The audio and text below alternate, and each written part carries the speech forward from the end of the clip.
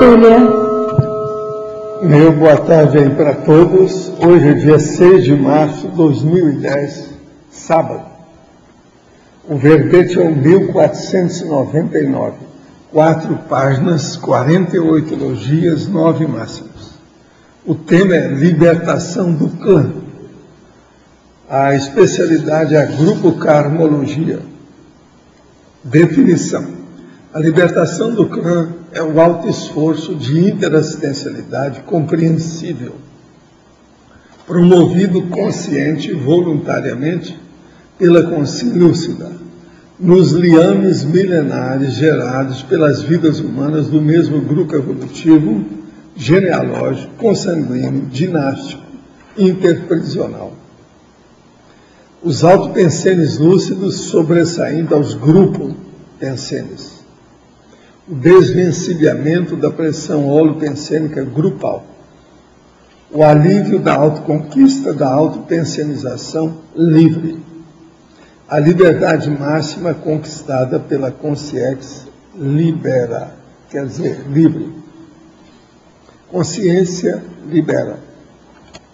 Agora, a análise egológica, a dinastia na corte, as vidas na abastança, as vidas na penúria, a libertação catártica do clã, a libertação dos estigmas grupo-kármicos, as amortizações evolutivas, a impossibilidade libertária do travão da intransparência interconsciencial, a libertação real junto ao clã na condição de assistente, a pseudo-libertação à distância do clã sem interassistencialidade. O mais importante e o mais difícil de se compreender está na libertação do clã sem distanciamento. Agora, tem muito mais coisa. Eu li aqui um texto do tópico sobre fatologia.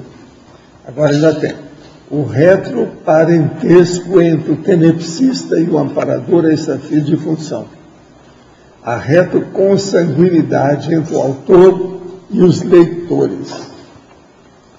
Na revistologia nós falamos aceleração da história pessoal, acerto grupo kármico, duplismo libertário, interassistencialidade e liberologia. Frase enfática. A consciência, quando lúcida, busca racionalmente libertar-se do clã por meio da intercompreensão e da interassistencialidade, reconciliando-se, perdoando e prosseguindo conjuntamente. Você já encara o trabalho da libertação do próprio clã com a devida inteligência? Já ultrapassou o gargalo dos conflitos pela interassistencialidade? Agora, pergunta. A técnica da cosmoética destrutiva auto-aplicada poderia explicitar melhor essa técnica? O caso todo é o seguinte: a cosmoética, sempre que vem trazer alguma coisa para a renovação, a reciclagem, um processo assim de evolução, às vezes ela tem que se assentar em cima de alguma coisa que é anticosmoética. Então tem que destruir aquilo que está lá para colocar uma coisa nova no lugar. É como se a gente derrubasse uma tapera que está caindo aos pedaços e fizesse ali uma coisa totalmente nova, com jardim e tudo mais. Isso é a cosmoética destrutiva. Então, para ela funcionar, quase sempre tem que destruir aquilo que não presta, que está fixado no lugar. Agora, na questão, por exemplo, de contato com as pessoas, autoaplicação é a mesma coisa. A pessoa tem que dar um exemplo novo em cima daqueles exemplos velhos que continuam a recrudescer, que continuam teimosamente no caminho. Então, se a gente dá bom exemplo, melhora. Às vezes a cosmoética destrutiva é um exemplo elevado.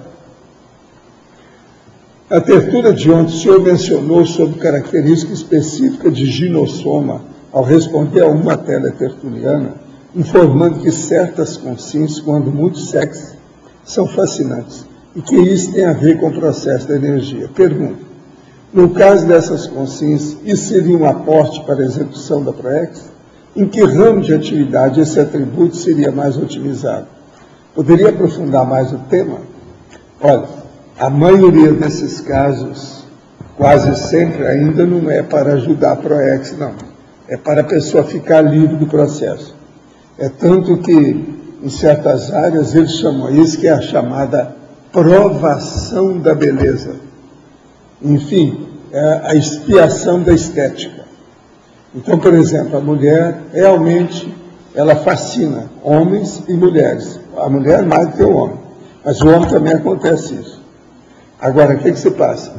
Só o jeito dela, o olhar, o modo, o jeito de falar. Agora, a característica mais séria no caso da mulher é a feminilidade espontânea, instintiva. É daquela consciência que já vem em corpo de mulher 10 vidas.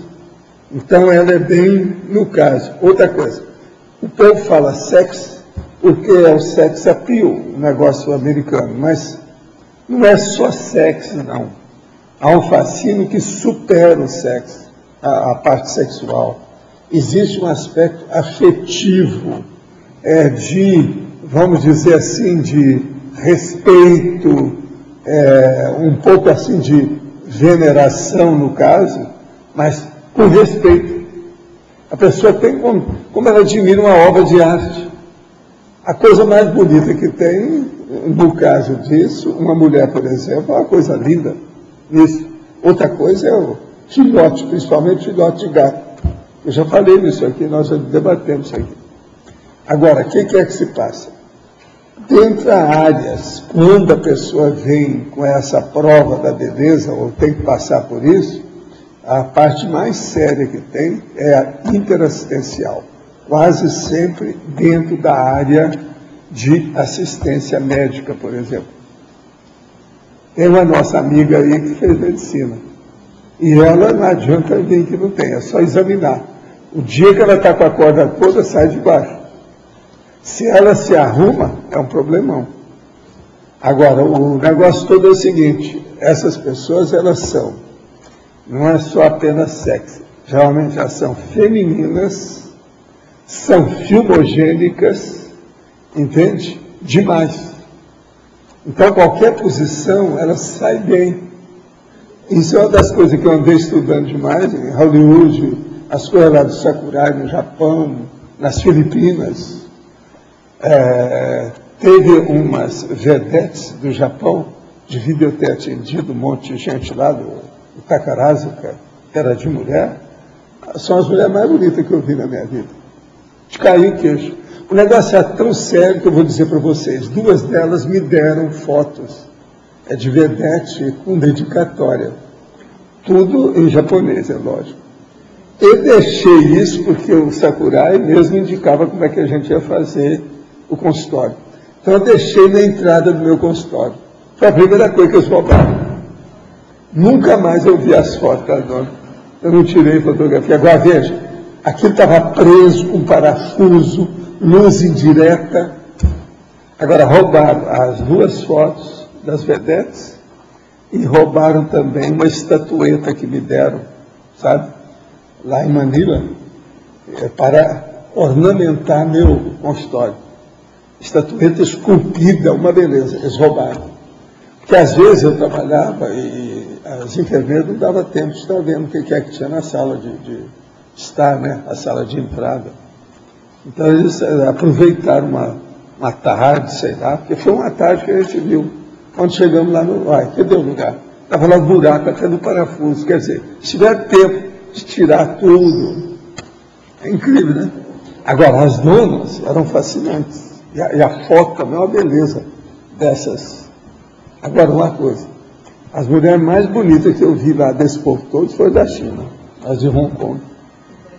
Mais femininas, branquinhas, sem mancha nenhuma, nada de encardido, como tem no Brasil, para perfeição. Parecia assim um negócio feito de porcelana na hora, esculpiu ali. E outra coisa, a boca bem feita, o narizinho, que você sabe. Chinês chama a gente de Big Nose, né? Porque a gente tem o nariz grande. Todos eles têm o nariz menor. O nariz é uma coisa muito séria na estética do rosto. Então, isso tudo aí eu preciso de ver. A gente fala sexo, mas na verdade, a rigor, não é isso. É estética, com a feminilidade do caso da mulher.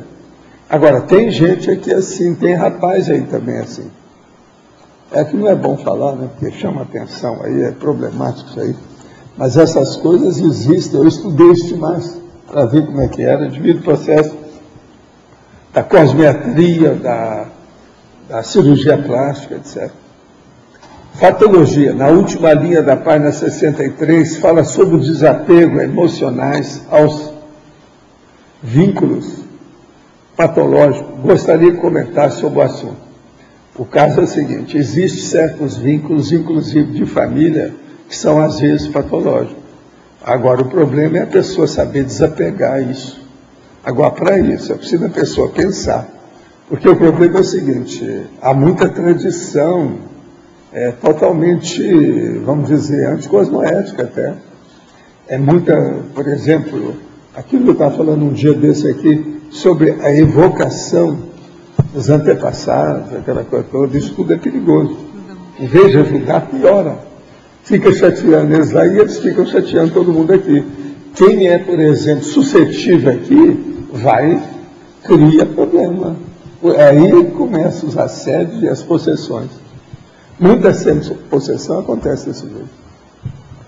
Estava há alguns anos em um grupo afim com ligações do passado distante. No entanto, após um período de 3 anos, senti forte e clara a necessidade de sair desse grupo. E apesar da dor devido ao processo de desapego inevitável, não voltei atrás. Existe ainda a necessidade de interassistencialidade ou posso prosseguir meu caminho e atuar através do exemplarismo? Olha, o exemplarismo é sempre uma assistência muito séria. Agora, junto com isso, você olha também se precisa, às vezes você pode ajudar. Se a gente deve ajudar todo mundo, esses que estão próximos, então, mesmo que a gente já teve contato, são quase que prioritários, né? É bom estudar isso. Mas agora, ó, falando em processo de simpatia e empatia, etc., eu quero ver para vocês o que está aqui da internet. Saiu no dia 6 de fevereiro, hoje faz um mês. Agora, isso, estudo, escolha por cão ou gato pode indicar grau de instrução. Essa é o máximo. A primeira, isso eu já sabia disso, porque eu andei estudando isso também no Oriente, lá nos Estados Unidos. Isso aqui é da Grã-Bretanha. Agora eu pergunto para vocês, quem é que é mais vivo, o dono do cachorro ou o dono do gato? Do gato. Do gato. E eles fizeram a pesquisa e mostraram isso. As pessoas que possuem gato têm maior probabilidade de ter feito curso universitário do que as que têm como bicho de estimação um cachorro. Isso é a pesquisa da Universidade de Bristol, na Grã-Bretanha. De 2.524 residências pesquisadas, 47,2, onde havia gato, morava pelo menos uma pessoa com nível universitário, em comparação a 38,4 das casas onde havia cachorro. Agora, o cachorro, às vezes, pode tornar pouco prático ter cachorro. Estão falando aqui, por quê? Agora, 10 milhões e 3 milhões de gatos e 10 milhões e meio de cachorros. É o que tem na estimativa na Grã-Bretanha agora desse ano. Agora, em 1989, eles tinham feito, era 6 milhões de cada um. Então, subiu muito de lá para cá, que a vida toda melhorou, né? Agora, outra coisa, eles vão fazer novas pesquisas. É mais comum encontrar gatos do que cachorro em casa onde moram menores de 10 anos, também. Entende? Agora, eles vão levar essas pesquisas das tendências britânicas sobre animais de estimação, eles vão fazer mais agora. Isso é só para vocês saberem o que é que eu vim falando sobre gato. O gato é o filósofo, o cachorro puxa. Isso é uma diferença enorme. Agora, gente, Journal of Conscienciology, está aqui, ó, as edições, acabaram de sair. em português, e essa aqui em português, essa aqui em inglês. Com calma. A beleza, a revista. Agora aqui, estado vibracional. Eu recomendo todo mundo ver esse curso. Ele é do Wagner e da Nancy. Qualificação técnica da mobilização básica de energia. Vai ser no dia 12 de junho de 2010. 12 de junho é dia dos namorados? Né? Então é no dia dos namorados. Vocês já ficam sabendo desde já. Os epicons é Wagner, Alegrete e Nancy Trivelato. Eu recomendo vocês entrarem nessa. Vamos estudar isso aí. É coisa séria. É muito interessante. Quem quiser ver os dados aqui do curso, ó, aqui, desde já. Prepare isso aí, olha aí seu horário aí, o seu calendário, já marca isso para julho. Agora, uma outra coisa que eu considero no fim, mas muito importante do início, last but not least, tá certo? Então eu vou falar o seguinte. No dia 8 de julho de 2007, eu trouxe um verbete chamado Postura Conscienciológica. Lá tem uma listagem enorme das posturas. Uma delas é sobre a invisibilidade. É o número 13 da listagem. Então, eu estou falando sobre a hora de aparecer publicamente. Faz mais de 2 anos que eu falei nisso, porque a turma já falava para a gente entrar na mídia maior. Nós agora vamos entrar, como eu falei esses dias. Vamos fazer um informe, piscando certas coisas, e o locutor vai falar. O CAEC comunica aos intermissivistas para as tertúlias gratuitas diárias online, 12:30, piscando, www.tertulia.org, etc. Tal. Mais ou menos a situação que vai ser falada é essa. Eu quero dizer para vocês que nós já temos, nessa tempestade publicitária da conscienciologia e do tertuliário, já temos uma conta no Banco do Brasil, agência 3270-0, conta corrente 88.000-0, nome da conta, intermissivista tertuliário. Vou falar de novo. Banco do Brasil, agência 3270-0. Conta corrente 88.000-0. Nome da conta. Intermissivista tertuliário.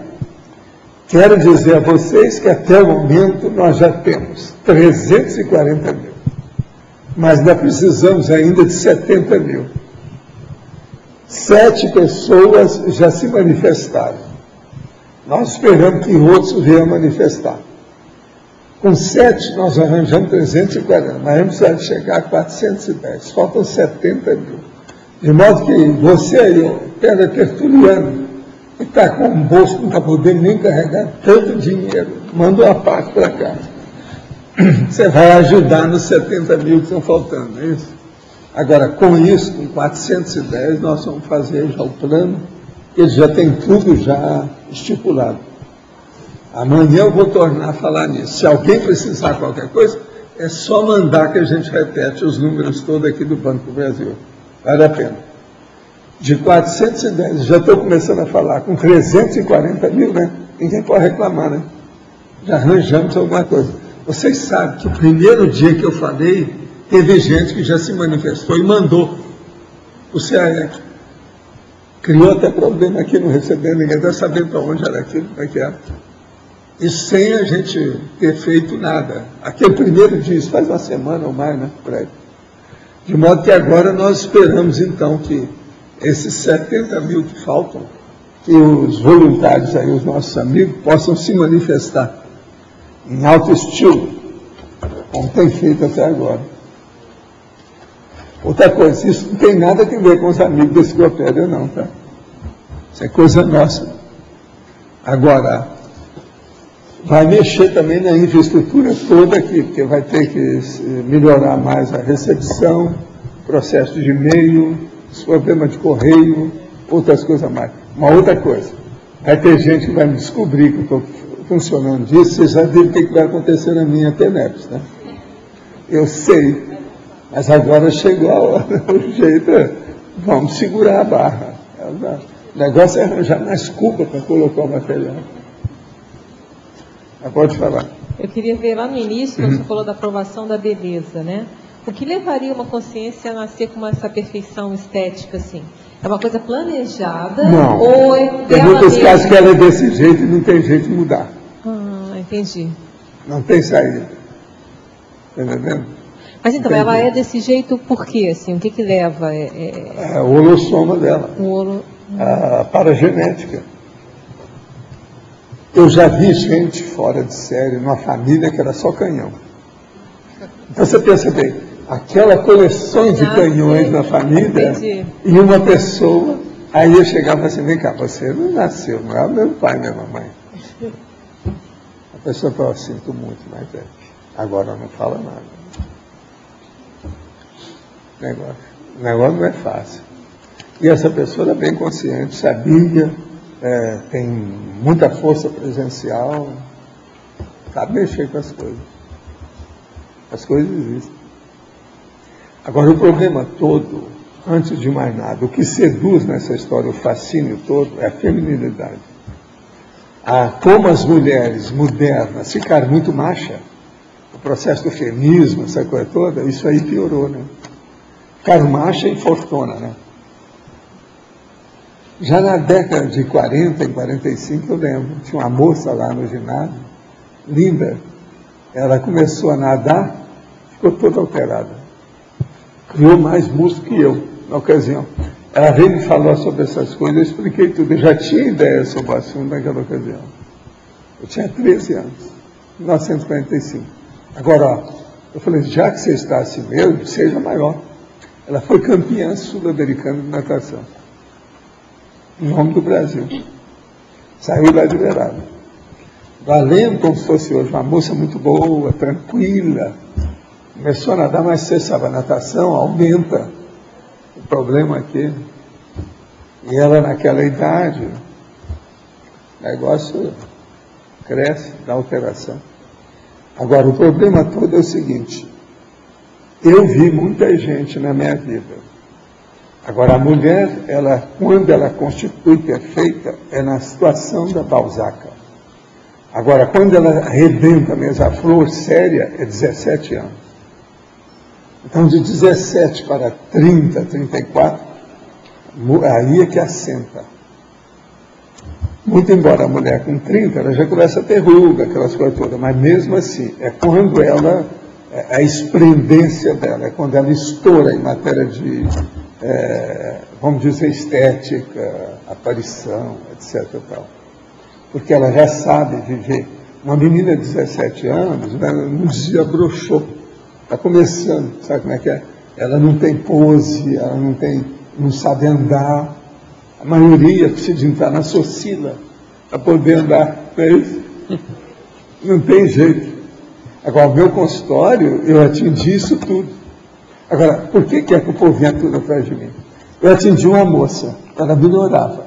O jeito dela, a roupa, o calçado, o olhar, o penteado.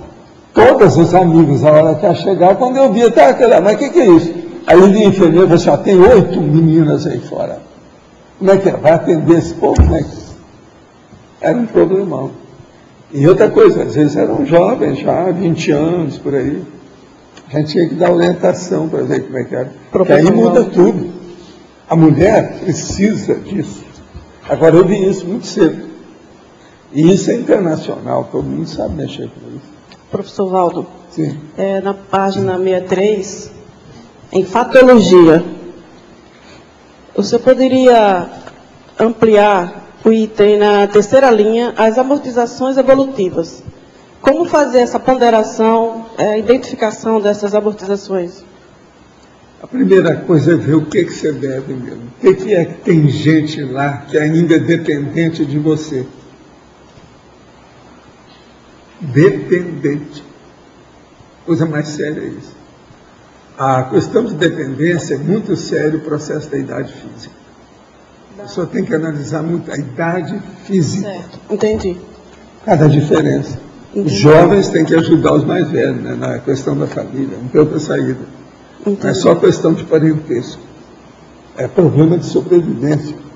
Então, isso aí está dentro do processo das amortizações. A vida humana é boa porque ninguém nasce no mesmo tempo.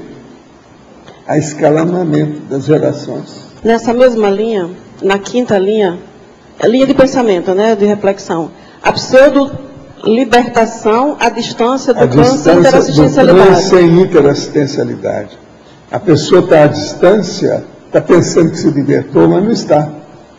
Tem ainda muito liame, muita coisa que está em tendência. Agora, as tendências que pegam mais o povo de modo geral são tendências econômico-financeiras. Entendi. Herança, problema nesse sentido, isso aí é um problemão, né? Então seria uma variável para observar bastante. Mas às vezes é bom que haja essas pendências para que as pessoas que precisam mais serem assistidas, e às vezes não são. Se não houvesse, a pessoa deixava tudo para lá. Agora, uma das coisas mais erradas que tem nesse negócio do clã, hoje mesmo, na vida moderna, terceiro milênio, são os homens que deixam a mulher cheia de filho e cai fora e some. Casado. O casado que vai embora. Gente, isso é todo dia.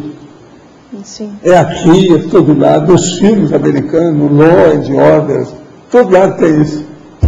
O marido que sumiu. Não, lá pelas tantas sumiu e deixou as duas crianças comigo. Eu tenho feito uma força danada para sobreviver. Eu, lá em Uberaba, já atingi muita gente assim naquela época. Década de 50, 60. Agora aqui a gente vê a mesma coisa. O Law and Order tem isso todo dia. Os filmes americanos, todo dia tem caso desse. Tudo caso real, baseado em coisa real. Então, talvez isso seja dos piores que tem nessa questão da libertação do clã. Porque esse povo, esses homens, todos, estão criando problema para a próxima vida, as próximas vidas. Entendi. Valdo, em seguida, aqui na quinta e sexta linha da patologia, o mais importante e o mais difícil de se compreender está na libertação do clã sem distanciamento. Você podia aprofundar? O problema todo é o seguinte: você se libertou, mas você continua tendo os contatos necessários. Vocês sabem que agora tem um país aí que nessa semana está decretando uma lei que os filhos não podem ficar mais com o pai depois de uma certa idade. Vocês estão sabendo disso? Saiu agora essa semana. Alguém leu isso? Você leu? É na Itália, não é isso? É na Alemanha. É na Alemanha. Sei, mas parece que tem um negócio também na Itália. Eu vi o negócio na Itália. É agora, desse último mês. Então, veja, isso vai acabar com a síndrome do canguru. É isso que eles querem, que os filhos, depois de uma certa idade, não podem viver com os pais. Vai ser decreto. Sai dessa. Sim. Agora, veja, alguma coisa disso aí tem que abrir exceção. Eles devem ter lá as exceções das alíneas. Os quesitos da lei devem ter. Pelo seguinte: a mãe está doente, não tem mais ninguém, é o filho que tem que tomar conta, tem que ficar com ela. Mas isso deve estar prescrito lá, já deve ter isso. Mas isso também é demais, né, Valdo? Acho que aí é uma obrigação que não cabe ao Estado fazer, né? Não é o ideal. Mas olha, é um jeito de educar o povo, né? Mas, pode ser que eles desesperaram. Deve ter tanto canguru lá. Você está entendendo? Mas de qualquer forma, eu acho que pela liberdade da pessoa de escolha, acho que aí é um pouco exagerado. Não, eu acho que é draconiano. Mas agora o que eu vejo é o seguinte: é um jeito de educar, né? E outra coisa, é bom, isso é a primeira vez que eu vejo. Valdo. Agora, que é uma coisa séria, gente, a síndrome do canguru não faz. E é um negócio errado, que é errado para ambos. E a culpa quase sempre é da mãe, que é a mãe superprotetora. Você uma vez trouxe aquele cosmograma do filho já de 50 anos que estava reclamando da mãe que não dava mesada, né? E ele com 50 anos, na Itália. Vocês querem, sai dessa. Sai dessa. Agora, gente, o que eu conheço, que eu já vi disso, é terrível. Tem jeito. É muita gente que amolece. Mamãe, acabou. É muito mais fácil dar um beijo na testa da mãe do que trabalhar e suar muito todo dia. Valdo, nessa mesma questão eu não entendi o seguinte: existe uma libertação e você continua próximo. Como é essa libertação? O que ela envolve, essa libertação? Existe um negócio, tem a hora da saída de casa, né? Todo mundo tem que sair de casa. Nisso aí a lei lá está correta, só que tem que ter um modo de se fazer que está errado. Mas isso é a necessidade. Eu não saí da minha família aos 12 anos. Agora, você acha que eu estou longe da minha família? Não.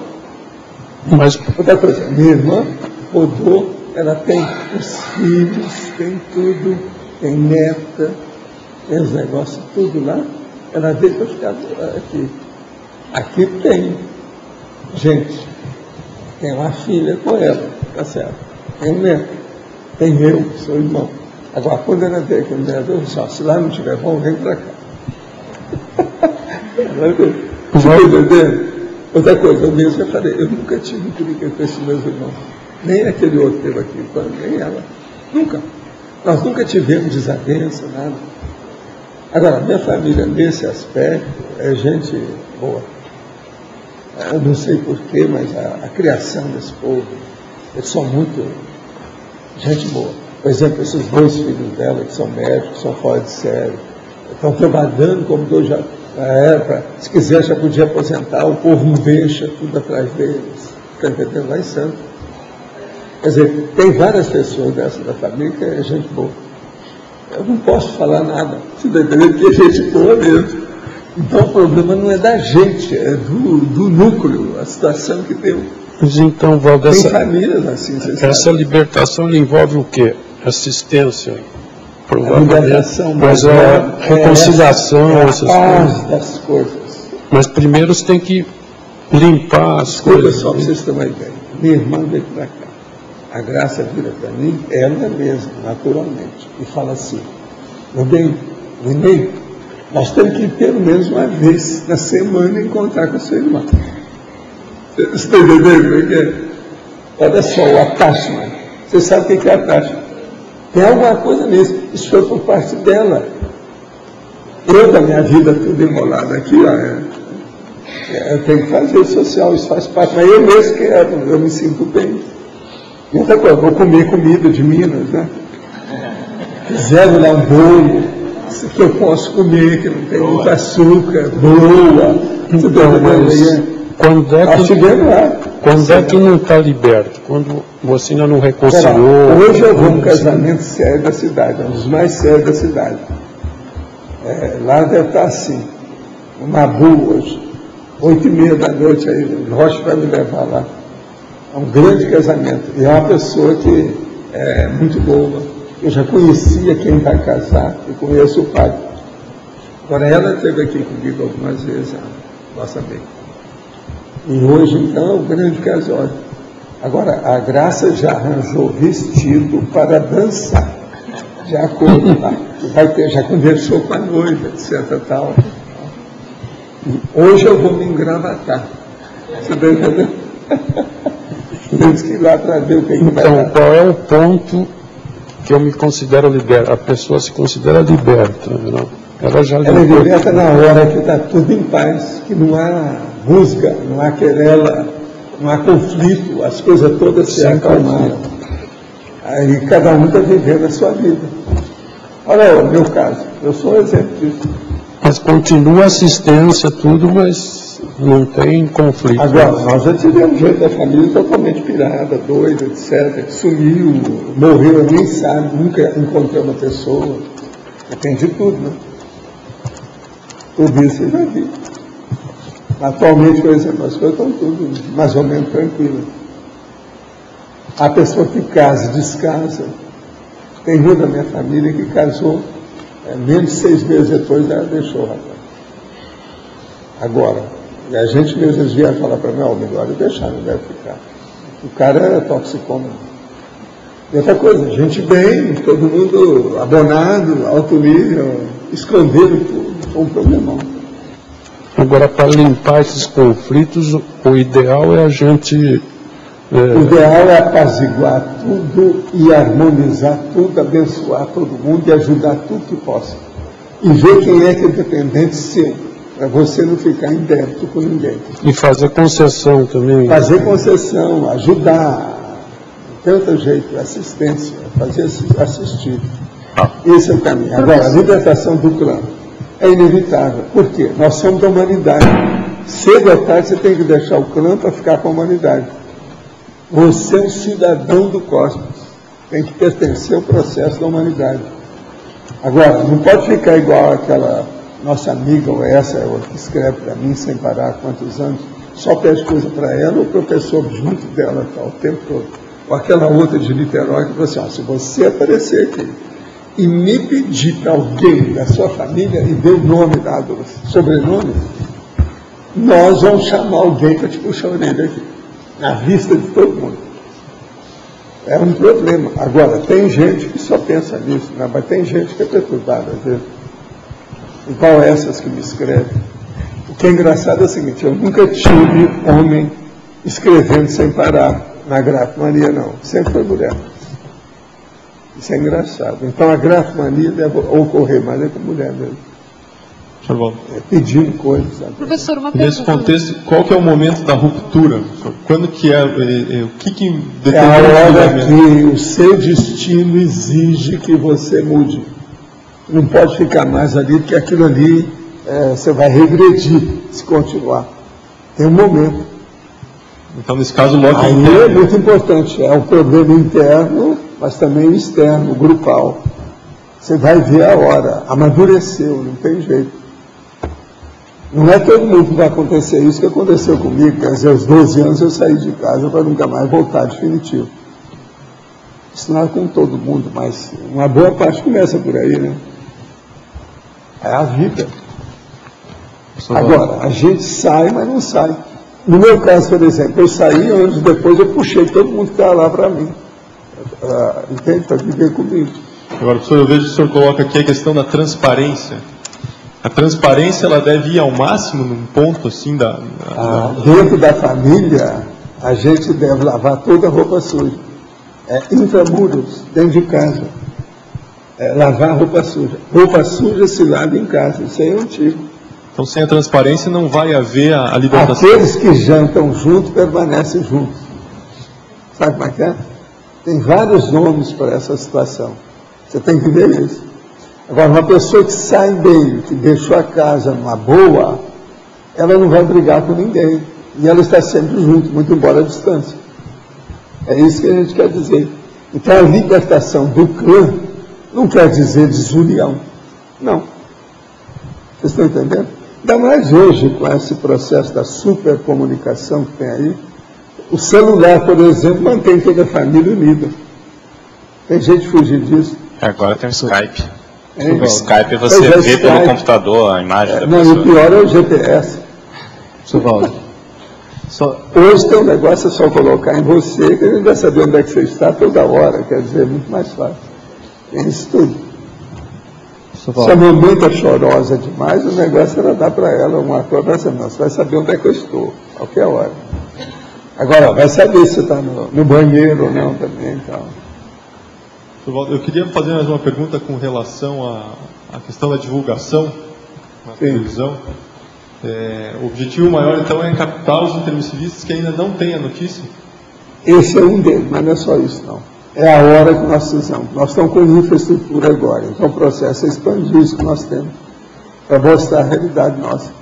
Se a gente já tem infraestrutura, já aguentamos, o momento é esse. Agora tem muita gente já falando isso há muito tempo. Você pensa bem, há 2 anos e meio eu toquei nesse assunto aqui. Eu lembrei, fui olhar lá, está lá. É só olhar, está no... Entende? Pois é, a postura... Olha lá, conscienciológico.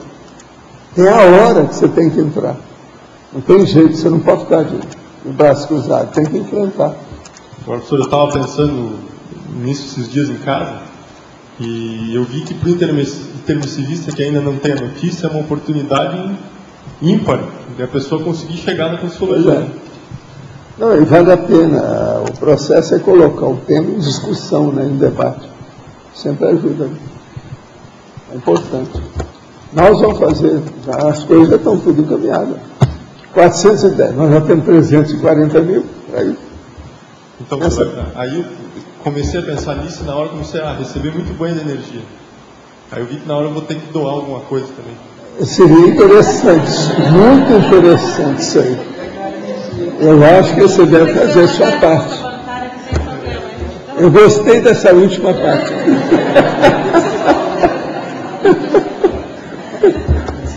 O que é que você falou mesmo? O que é? Eu ouvi bem?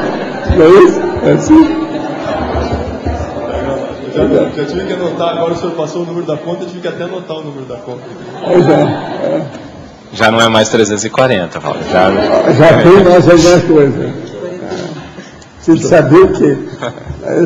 Professor Valdo, só falando aqui sobre essa questão da dependência, não é uma dependência só econômica financeira, né? Não, mas é a econômica financeira que mantém as maiores ligações depois das paixões. A primeira é a paixão de bicho, animal. A segunda é a paixão do vil metal, a sobrevivência. Queria que o senhor falasse um pouco sobre a obra escrita libertária do clã. Né?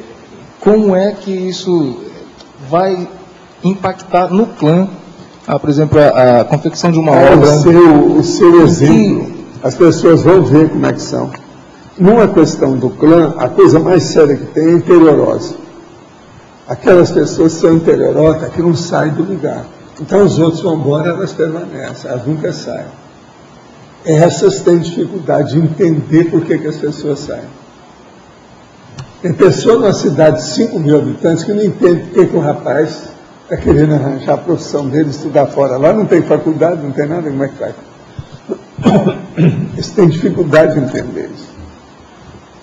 Isso aí tudo é processo da libertação do clã. Examinar. Professor, uma pergunta aqui. No caso, assim, funcionário público, que é concursado, passa anos trabalhando com as mesmas pessoas junto, isso também pode ser um clã?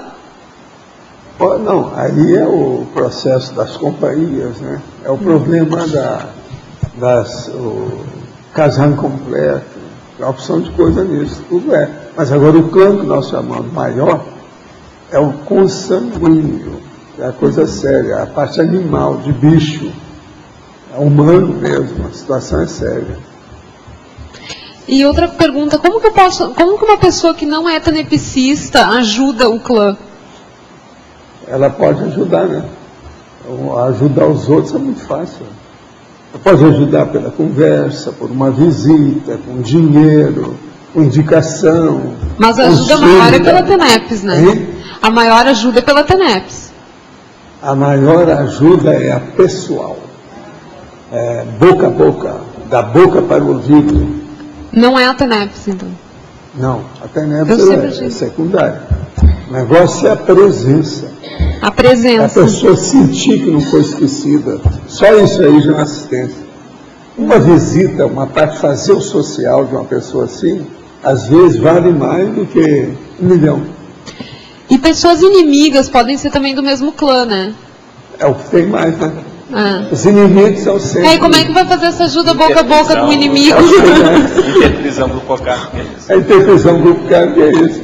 E como é que você vai fazer, por exemplo, uma ajuda boca a boca para uma pessoa irracível, por exemplo?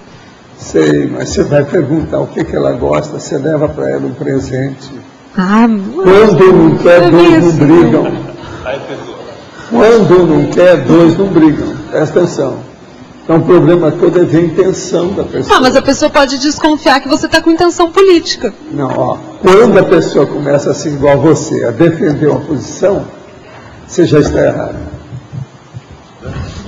Aí já tem emoção nisso. Entendi.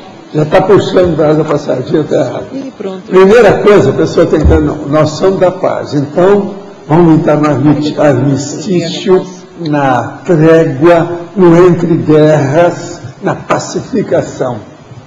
Não é para ter. A hora que a pessoa defende qualquer posição é porque ainda não abriu mão. Tá, mas digamos assim, aqui, você faz isso no trabalho. Abre o resto. Tá, você faz isso no trabalho. Aí você é muito amigo, muito da boa paz, as pessoas acham que você é um político, que você quer galgar posto. Como é que chama aquela mocinha? Poliana. Aí as pessoas acham que você é trouxa. Seja poliana, ajuda os outros. Sempre tem jeito de ajudar, não vem com essa. E quando a pessoa começa a arranjar muito argumento, Já está longe da realidade. Olha o seu temperamento. Veja bem como é que é. Entendeu? Há temperamentos abertos e outros são fechados. Outros são entreabertos. Ou, se você quiser, semi-fechados. Aí a pessoa tem que ver. Você está onde ali? Nessa história. Olha o temperamento. Tem temperamento que não dá nenhuma frincha. Você sabe o que é frincha? Uma fresta. Não dá nada. Não tem jeito de ter entrada. Então, ó, o problema é abrir mão. Uma outra coisa, na questão do plano, pode esquecer aquele negócio que eu falo. A pessoa é miserê ou é laje? Isso é importantíssimo. Página 64, na enumerologia, mais lá embaixo, na terceira linha, a libertação pela abnegação. Você pode falar sobre isso? A libertação pela abnegação. O caso todo é o seguinte: isso aí é uma situação mais avançada. Por exemplo, aquela pessoa que teve um acidente e que na família tem vários irmãos. No entanto, ela que foi se dedicar à mãe. Está lá com a mãe que está como um vegetal há 20 anos. Isso é abnegação. Eu conheço casos assim, muito sério. Essa pessoa deve ser ajudada de todo jeito. Outra coisa, todo mundo é mais ou menos bem da história, mas ninguém liga para o negócio. É como se não existisse. Então, tem uma pessoa que toma conta dela. Essa pessoa é abnegada. Essa é fora de série. Assim tem uma série dessas condições. Como é que você define para você, do ponto de vista conscienciológico, a abnegação? A abnegação é um processo cosmoético, racional, positivo. Quando a pessoa vê que o melhor que ela pode fazer em favor de todos é aquilo. Então ela abre mão dos seus direitos, da situação. E outra coisa, ela não leva isso publicamente, é tudo quietinho. Eu vi um caso de uma senhora que toma conta da mãe, eu só fiquei sabendo da história 20 anos depois. Tudo calado, esses anos todos. Não é fácil. Isso é que é a cuidadologia. Essa questão aí tem que entrar, aquele verbete da cuidadologia. essas pessoas são abnegadas, são fora de série. São exemplos. Aqui, professor Valdo, aqui na página 63, na patuística, o desentulho dos bagulhos energéticos remanescentes. Onde é que está isso aí, hein? Lá no finalzinho, no último. O desentulho dos bagulhos energéticos remanescentes. Sim. O que é considerado esses bagulhos energéticos? O que é considera bagulhos energéticos? Objetos, certas fotografias, certas coisas erradas, certos troços que tem, armas. Você não quer falar alguma coisa para mim, para me ajudar? Eu tenho uma experiência recente com isso aí. Eu estou bem dentro de um processo, até tive conversando com o professor Valdo hoje de manhã, de dissidência mesmo de clã, com a minha família lá. E eu tive um evento há uma semana atrás, que foi participar, talvez, da dessoma de uma tia, que é muito querida, e que, na realidade, eu fui para tentar ajudar e acabei ajudando outros também, não só ela. E tive uma experiência com relação a esses bagulhos energéticos. Desde que eu vim para cá, eu tinha, no meu nome, armas que eu recebi de herança do meu pai. Quantas armas, hein? Eram mais ou menos umas 8 armas, e dividido para mim e o meu irmão. E eu estava com isso há muito tempo, pedindo para eles desfazer dessas armas e tal, e aquilo me incomodando bastante. E consegui fazer isso dessa vez que fui a Porto Velho, destruir as armas e tal. Isso aí para mim foi muito bom. Esclareceu o seu caso? Vivido agora, recente. Tenho armas. Mas tem outras coisas. Sim, tem outras coisas, mas o que seriam essas outras coisas? Por exemplo, móveis? Olha, você que sabe as energias que tem ali. Chega lá, e joga, exterioriza energia e vê o que tem. Tá. Veja o que é. Tem aquele caso de uma amiga nossa que uma vez acertou a casa dela numa cidade aí. E nós fomos almoçar. E ela foi mostrar o que era. Aí eu rodo toda a casa, o negócio todo, e no fim ela vem para mim na frente da minha mulher aí e pergunta: Valdo, o que você achou da casa? Tem alguma coisa que a gente precisa tomar, alguma providência? Você gostou? E ela fazendo aquela recepção para nós. Eu falei assim: só tem uma coisa. Aquele negócio aqui, ó, tem alguma coisa aqui, ó, debaixo desse móvel, junto com essas coisas, que aí isso não é bom.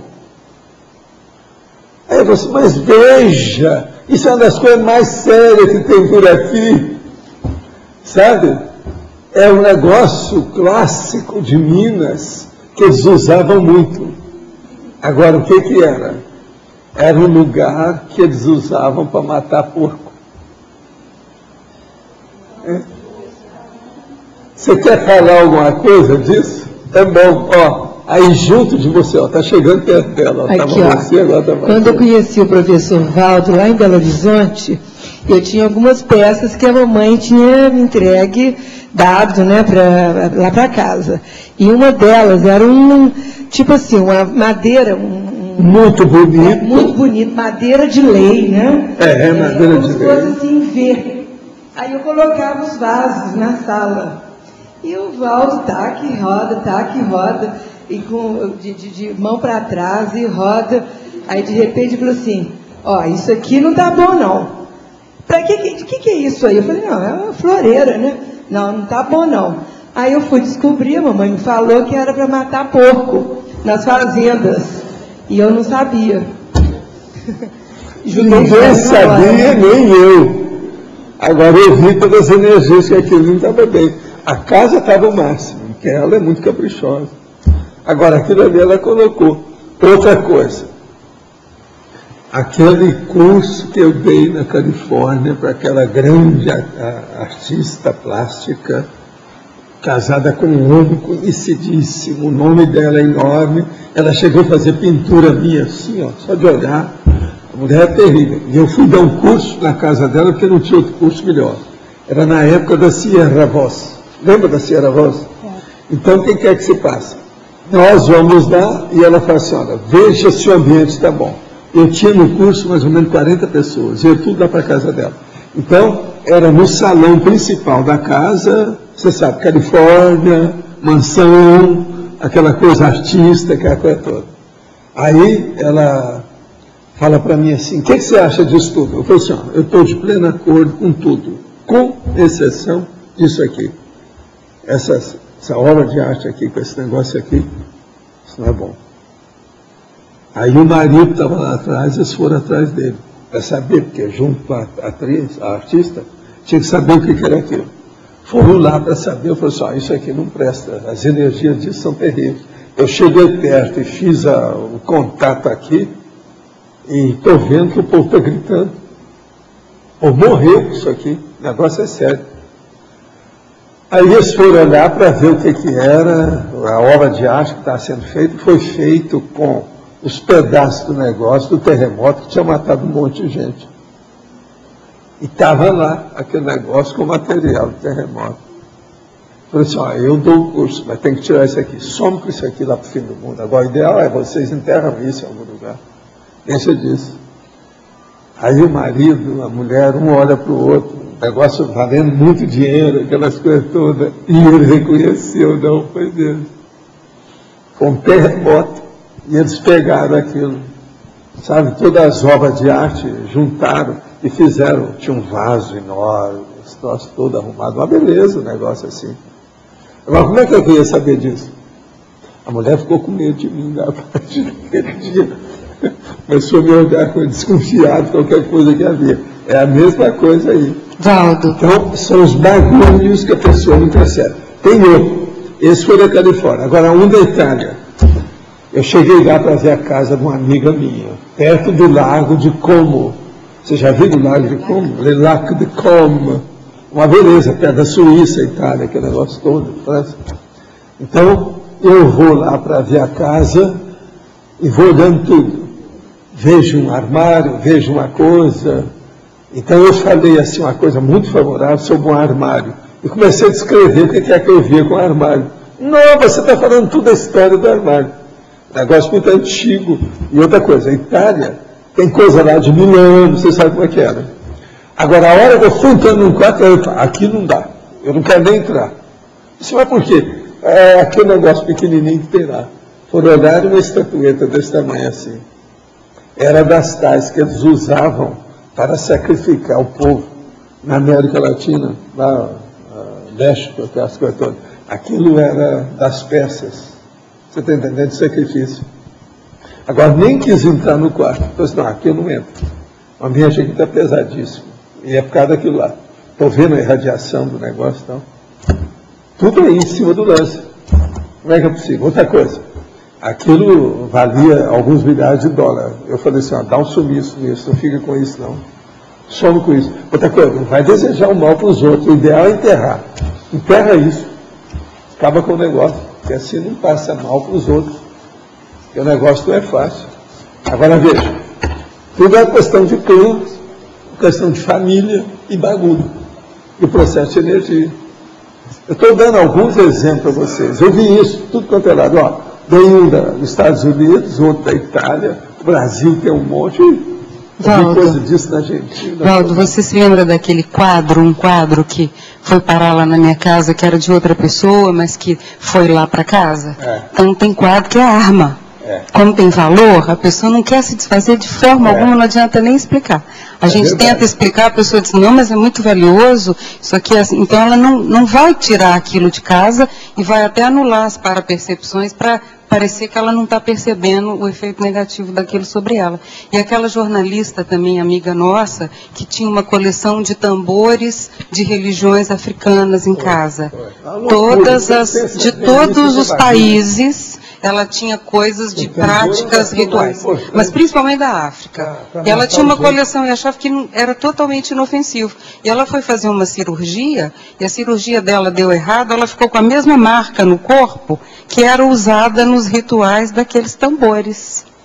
Ela fez uma cirurgia, simplesmente uma cirurgia plástica, e ela foi cortada em T, e ela teve quase a morte em função dessa cirurgia, que eram as mesmas práticas usadas a partir daqueles tambores que ela tinha em casa. Não é fácil, as ligações são terríveis. Os objetos, gente, têm duplo energético, eles seguram a energia, é a retenção. Essa energia gravitante que eu falo. Eu tenho que ter cuidado com isso. Agora aqui, Charles Jacob, na obra intitulada Management Rewire, faz observações surpreendentes baseadas nas atuais descobertas da ciência do cérebro. Uma delas é o que chama de feedback fallacy. O feedback positivo ou negativo não só não ajuda a melhorar a performance, como pode piorá-la. Aproveita para evocar estudo clássico sobre a General Electric a favor da hipótese. Reavalia a dissonância cognitiva, tema que tem mais de 50 anos, para que segue muito mal estudado. Propõe uma mudança de paradigma com a superação do Taylorismo. Eis uma obra simples, mas que pode ajudar na libertação sem distanciamento dos clãs e de seus clichês. É interessante, sim. É o Taylorismo, o negócio todo para mudança. Isso aí está certo. Sinonimologia, página 63, item 9. Libertação do DNA. O DNA humano difere da alface em apenas 70%. E nós comemos alface, dependemos da planta para vivermos. Como se libertar do DNA sendo humano? Olha, o processo de DNA é o seguinte, começa a ajudar os outros e você já começa a ficar livre do DNA que você tem, vai melhorar também, em vez de ter um tipo sanguíneo que só recebe as coisas, você vai ter um que seja de doação. Tudo começa a melhorar com a pessoa por causa da energia. Melhorando a energia, até o sangue melhora, DNA, essa coisa toda. Desde a abertura de 26 de fevereiro, sobre exaustão conceitual, na qual comentou ter visto o transmentor, tenho pensado sobre os evolucionistas. Ontem tive uma projeção significativa em Londres, na parte norte de Greenwich, na região que foi reurbanizada. Essa pessoa está falando da Europa. Na projeção eu vi uma consciência extrafísica luminosa, que me fez pensar em um farol que emitia luz em todo o quarteirão. Em contato com essa consciência, me coloquei a rodopiar, exteriorizando energia. Essas características poderiam ser de um evoluciólogo. O senhor já tinha comentado anteriormente que existia um serenão evoluciólogo jovem em Londres, que parecia um indiano com turbante, é isso mesmo. Como está a condição dele agora? Se puder, pode explicitar? Não, eu não sei. Agora, o melhor é o seguinte, faça uma evocação dele lá no Covent Garden, lá na exposição da locomotiva. Você sabe aquele negócio da locomotiva, porque até a última vez que eu estive em Londres, lá ainda estava irradiando energia, perto da locomotiva, que é a considerada maior, tem a mais antiga. Lá o ambiente é bom. Se ele entrar lá, ele vai ter contato. E Covent Garden é bom porque está bem dentro do centro de Londres, ele pode entrar em contato com esse. Quanto à síndrome do canguru, vejo que as pessoas querem, pelos mais diversos meios, viver parasitando quem quer que seja através de familiares, seja através da gravidez, visando um casamento feito de qualquer maneira. Como médico, vejo todos os dias pacientes que querem fazer exames, mas não para descobrir a causa de suas mazelas, curando-se e voltando à ativa, e sim para se encostar no auxílio-doença ou aposentadoria precoce. Há uma luz no fim do túnel para a educação ou reeducação desse povo todo, e aí, tenho poucas esperanças. O médico falando isso aqui. Ora, em parte você tem razão, mas as coisas têm melhorado. Eram piores.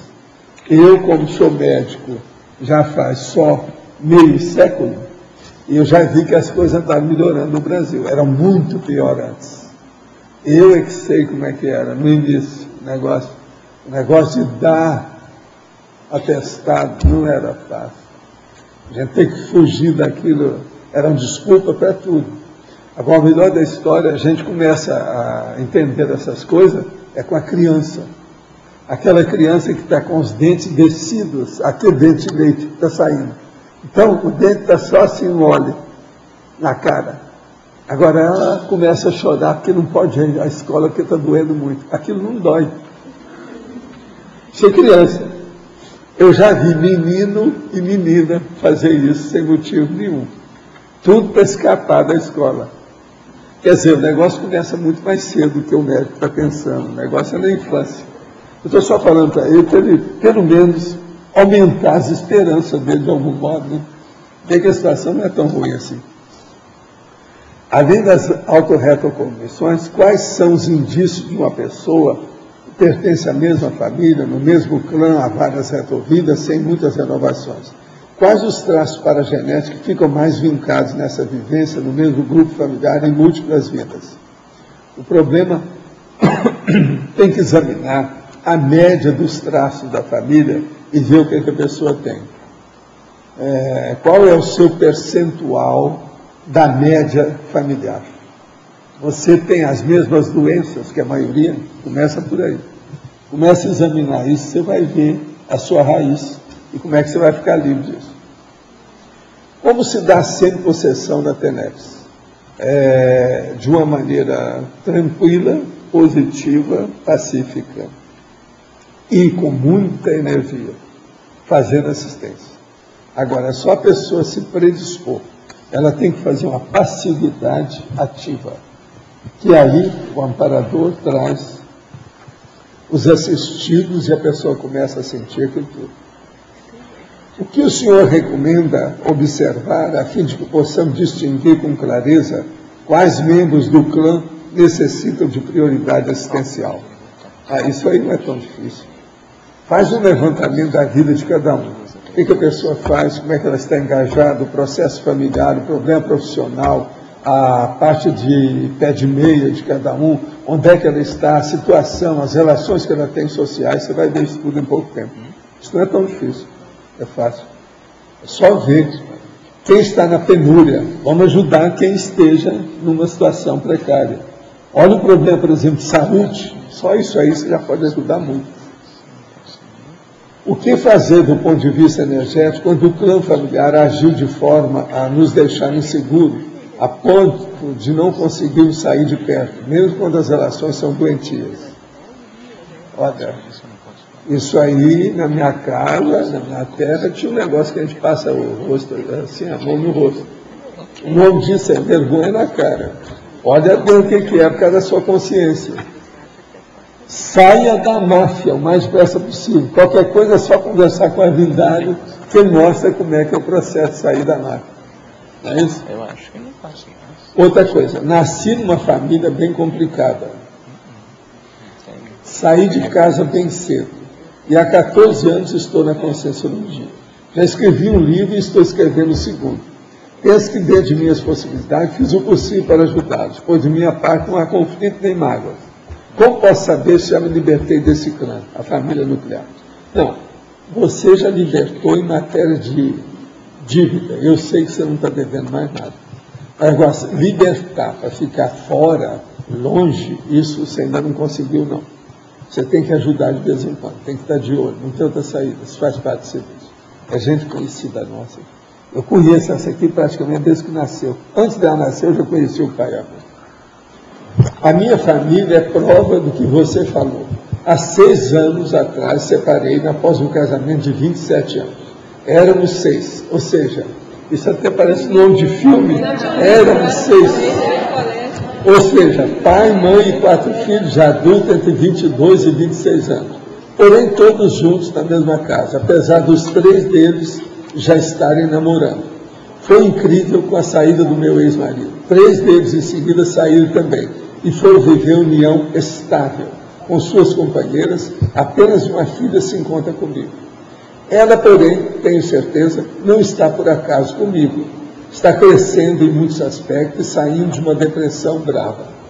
Todos somos da Conscienciologia desde 1992.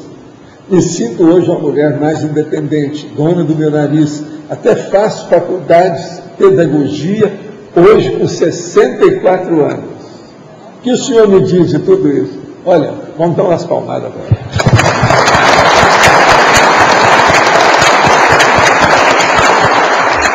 Você recebeu as palmadas nossas, né? Isso aí já responde tudo que eu falei para você. É por aí. Agora, ajuda a sua menina aí, vamos dar um jeito nela. Você está certinho. Agora, bacana, 64 anos. Tem tanta gente aí que tem entregas baratas. E às vezes, aos 34. Essa está com 64, entrou na faculdade. Que exemplo, hein? Professor, aqui na página 64, no detalhismo, no item crescendologia, na segunda linha, o crescendo evolutivo, fechadismo grupocármico, abertismo policármico. Gostaria que você comentasse. O caso é o seguinte, esse crescendo, primeiro a pessoa entra dentro de um grupo que às vezes é fechadíssimo, é um grupo egóico ainda muito forte. Isso tudo tem em família, uma coisa muito comum que acontece por aqui. Agora, o que se passa? Ao entrar lá dentro, a pessoa começa a mostrar o exemplo, através do abertismo. O policármico é a hora que você faz assistência aberta, sem esperar retorno. Isso dá um exemplo enorme no processo do grupo. Uma pessoa, às vezes uma só, dentro de uma família aí de 17 elementos, ela muda aquilo tudo. Então é justamente esse crescendo evolutivo, fechadismo, grupo kármico e o abertismo policármico. Isso é a base de tudo. Você sabe, existe o egokarma, o grupo karma e o polikarma. Isso é que cria ou forma o holokarma. Nesse caso aqui, do fechadismo passa para o abertismo e do grupo passa para o poli. O poli é o coletivo, já saiu do processo familiar. Então essas coisas, dentro do abertismo do clã aqui, ó, a libertação do clã, isso é básico. Agora, o exemplo, tudo depende do exemplo. Muitos de vocês que fizeram o curso intermissivo, vocês mesmos escolheram nascer na família que vocês têm hoje para dar exemplo. Pensa nisso. Isso é seríssimo. Só isso que o Marcos Dung também está de aniversário hoje. Quem é? Marcos Dung. Onde é que ele está? Então vamos esperar ele sair. Agora escuta, vamos devagar. Agora, parece que eu tinha visto, o Chico também chegou. Eu ouvi dizer que você não vai sair do tertuliário, não, né? Você entrar.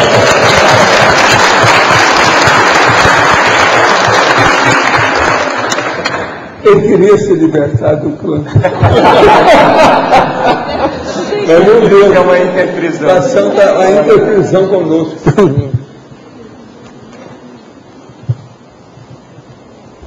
Muito bom, Chico, vamos nessa, hein? Fica firme. Mas agora, vocês estão esperando o homem sair do banheiro? Agora vai fazer uma pressão. Que vergonha total. Val. Pode falar. Deixa eu falar. A antanismologia, na última linha, tem a liberdade real do clã, a libertação real do clã e a pseudo-libertação. Eu queria exemplos de pseudo-libertação. O caso todo é o seguinte: libertação real do clã e pseudo-libertação do clã. A pseudo-libertação é aquilo que a pessoa saiu de algumas coisas, mas continua com outras. Às vezes, quase sempre, aí porque tem algum interesse, uma indústria, por exemplo, uma empresa familiar, alguma coisa nesse sentido, a pessoa fica presa, não tem jeito de sair, até aquilo se libertar. Às vezes uma fazenda que tem vários donos simultaneamente. Gente, então vamos dar umas palmadas agora para uma pessoa que tem nos ajudado muito, que é aquele cara ali, ó, que chama Marcos, e hoje ele parece estar até com uma roupa diferente de aniversário.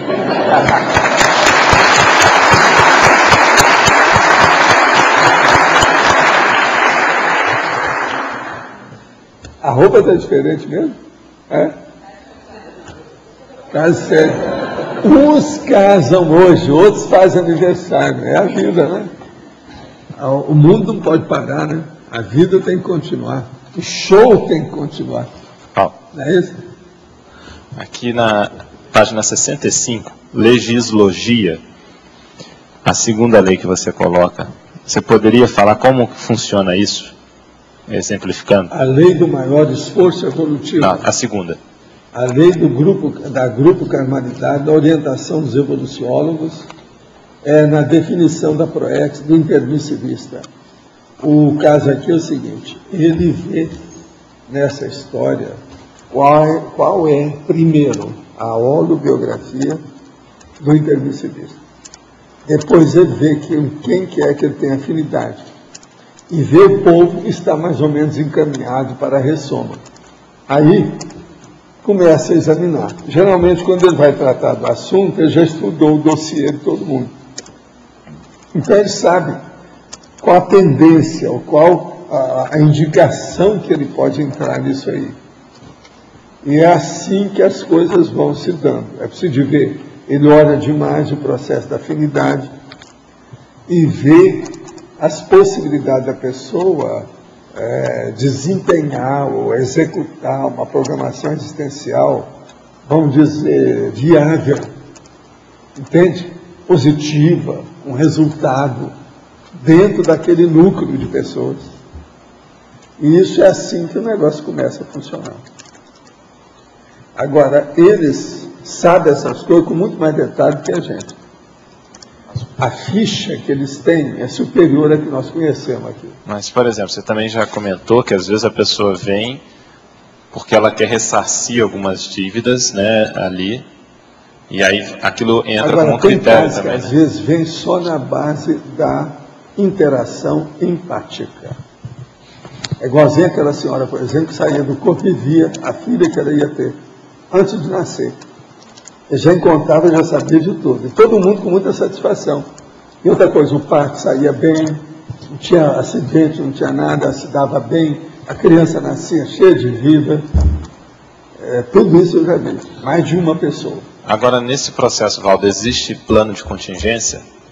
Por exemplo? Existe principalmente devido às interferências. Que às vezes uma pessoa, por exemplo, ela quer ressomar, e tem outro que quer ressomar no lugar dela, ou não quer que ela ressome. Então ele começa a fazer assédio em cima da mãe, a criar problema. Tudo isso eu já vi, já tive fazendo assistência para ver, e que não é fácil. Há casos difíceis, porque se você não tiver cuidado, a pessoa pode entrar no quarto até no eclâmpsia. Aquilo cria problema para quem está nascendo e para a mãe. Pode todo mundo morrer, isso é um perigo.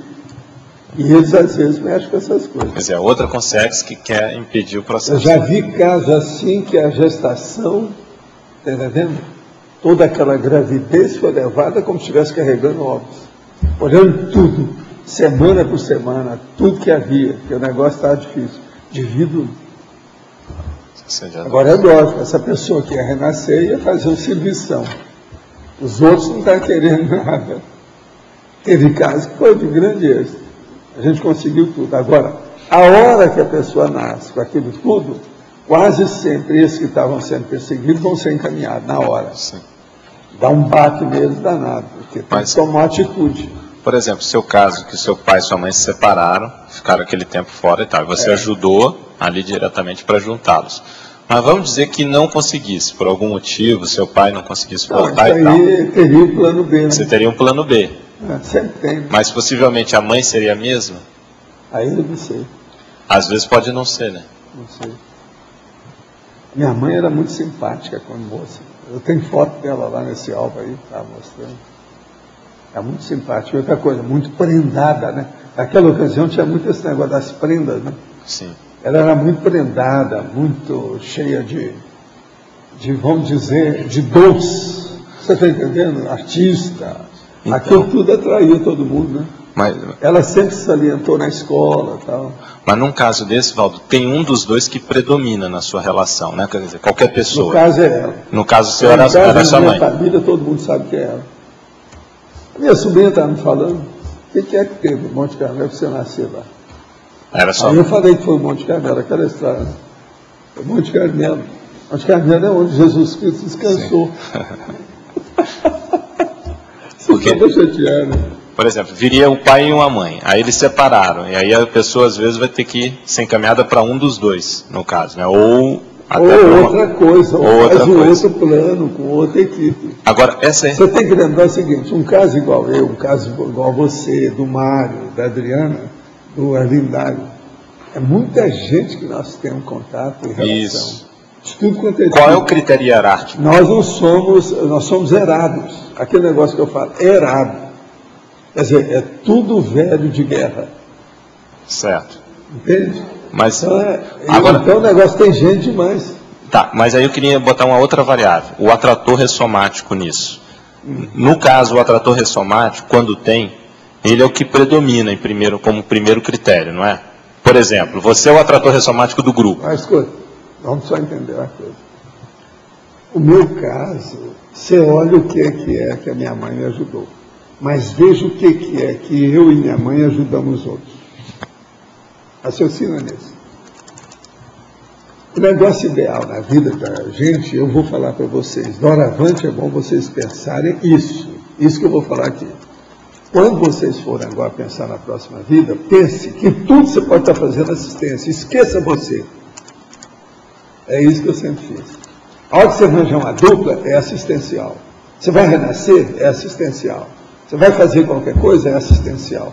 Põe a assistência na frente que a vida muda.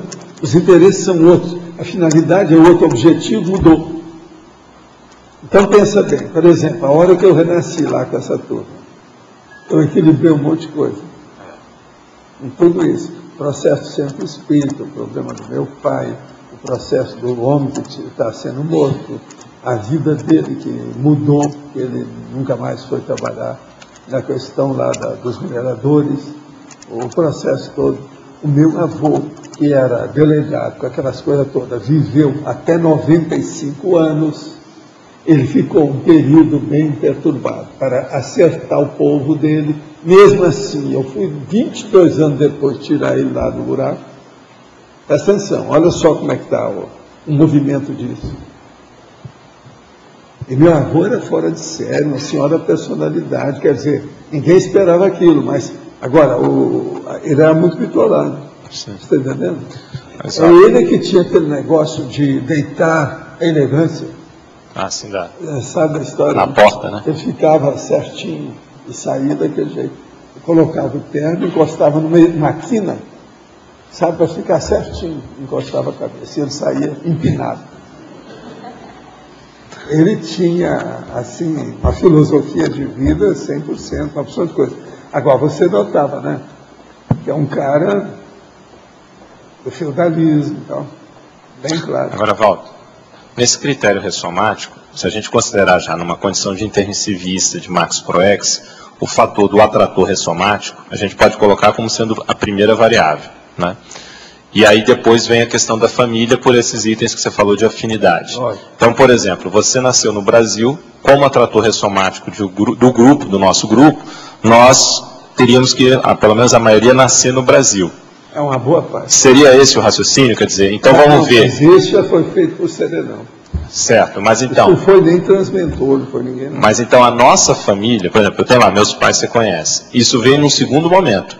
O primeiro foi em função desse trabalho que você... Eles vão colocando e aquilo vai indicando, sabe? Vai havendo uma convergência, vai confluindo tudo para aquilo. Com o passar do tempo assenta tudo. Agora, ó, a maioria deles, pelas coisas que tem visto, depois de muitos anos, o plano B raramente é usado. Não chega a necessidade de usar o plano B. O nível de planejamento já é tão detalhista. O negócio tem tanto interesse e é muito melhor aquilo que foi feito, que não vale a pena mudar. Agora, só tem plano B quando falha um negócio muito sério de alguém, alguma coisa muito séria que repercute. Então o negócio, a maioria, é muito sério. Funciona. Isso é que nós temos que ver. Agora, por exemplo, quando a coisa começa a elastecer, a ampliar, o negócio é mais de cima, né? Ele já sabe tudo lá em cima. O processo é Serenão que toma conta disso. Porque é o ciclo da atividade que está afetando no processo da ressoma e da escolha também da família, né? Gosto muito de adquirir objetos e antiquários. Tem alguns. Não só miudeza, mas também móveis em minha casa. Os objetos que não fizeram parte de nenhuma tragédia, que não foram usados em morte, não são armas, também podem trazer uma energia ruim. Exemplo, objeto decorativo, sofás, guarda-roupa, tudo é possível. Na Itália, na casa da nossa amiga, eu cheguei lá e comecei a mostrar o que é que tinha. A dona ganhou o guarda-roupa, sabe? Isso foi na Idade Média. Eles tinham a história do negócio, eu não sabia de nada, eu só cheguei e vi o móvel na minha frente. Então, eu vi a dona chorando, porque o cara tinha ido embora. Depois que casou, deu para ela o móvel, acertou a casa, o solar, os negócios todos na Itália. Depois ele foi embora. Então ela ficou chorando na varanda do solar, lá do negócio. Eu vi a dona, na minha retrocognição do processo lá, junto, segurando lá no móvel. Aí fui falar, falei assim, não, esse móvel é antigo mesmo, o negócio é assim, assim, assim, assim. Então veja, como é que tinha aquilo até hoje. As lágrimas da mulher estão lá no móvel. Mas eu falei assim, mas isso é muito bonito, esse aqui você não deve desfazer, não. Pensa positivo nele e vai em frente. Então aí é preciso de ver, né? Cada caso desse tem que fazer a psicometria, ver como é que está. Em paradoxologia, página 65, poderia falar sobre o paradoxo sutil da libertação sem separação entre os componentes do clã. É o que eu estou falando, por exemplo.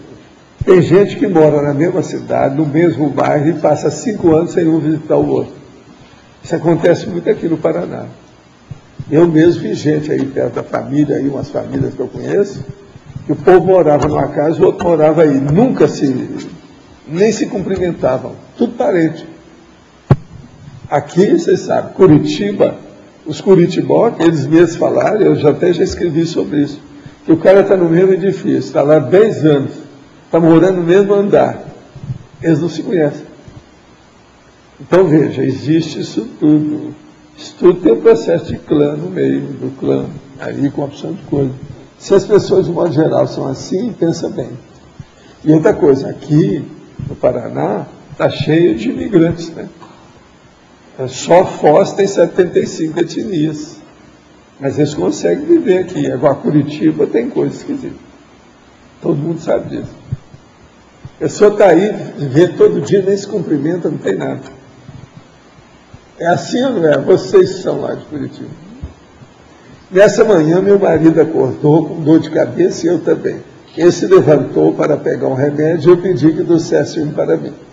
Antes que ele voltasse, entrou em meu quarto uma concierge que me pareceu grávida e me apresentou um remédio para a dor e desapareceu. Fiquei bem, não precisei me medicar. Como compreender isso? Ela jogou energia em cima e melhorou a situação. Deu uma, né? Melhorou o caso. Agora, preciso saber se o seu marido continuou sentindo a dor, se o seu caso não era assimilação do marido. Preciso saber o que é que foi que houve com o maridinho. Olha isso. Tem um cunhado psicótico que se trata com psiquiatra, porém apresenta surtos com a família. Comigo e com minha esposa, devido frequentar no passado o espiritismo e o parapsiquismo, ele tem nos assediado muito e até de forma agressiva. Procurei me afastar dele, de minha irmã, sua esposa e sobrinhos. Ela já foi aconselhada a se separar. Fui orientada assim por médiuns, devido às companhias extrafísicas que estão com ele. Já se envolveu com drogas e hoje está saindo dessa situação. O que o senhor vê nesse caso? Seria meu clã e ajudaria estando presente ou me afastando? Se você puder ajudar, sempre é bom. Mais perto é mais fácil a ajuda. A distância é mais difícil. Pondera bem e vê o que você pode fazer. Olha, em primeiro lugar, as crianças. Tem criança nisso? Seu lar tem criança? Ele tem contato, convívio com criança? Isso é que é o perigo. Criança que eu estou falando, tem também adolescente nisso. Pessoa da família, usa tóxico. Tem criança? Perigo. Isso aí tem que olhar. É coisa séria. Dá mais por aqui, né? Se for por aqui, para esses lados. Aqui tem de tudo. Professor. Área de fronteira? Aqui, à sua frente. Aqui no OB, à sua frente. Na página 63, Códigologia, o Código Pessoal de Prioridades Evolutivas. O senhor pode detalhar um pouco e dizer como que a gente pode ser mais convicto nas escolhas que a gente faz, para que essas prioridades sejam bem assertivas e eficientes? A primeira coisa que você tem que ver é o seguinte: onde é que você pode ajudar mais?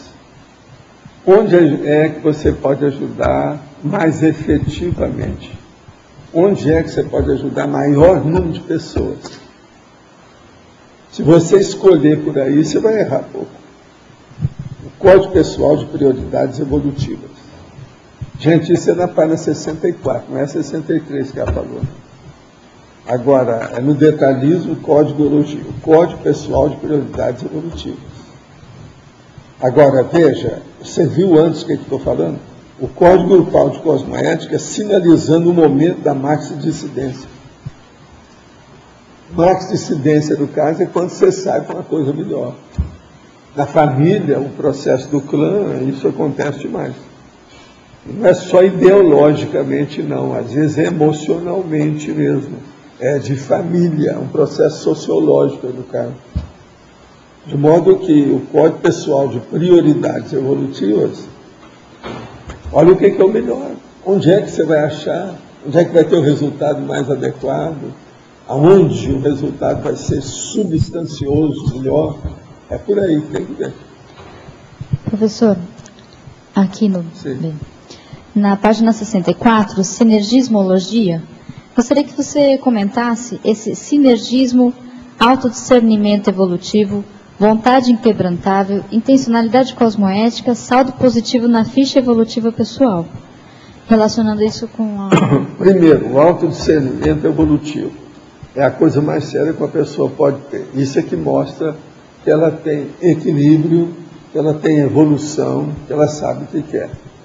Discernir aquilo que presta daquilo que não presta, do ponto de vista da evolução. Segundo, a vontade inquebrantável. Então, ela tem uma vontade siderúrgica, forte. Ela sabe o que quer e ela trabalha por ali. Agora, logo em seguida, a intencionalidade cosmoética.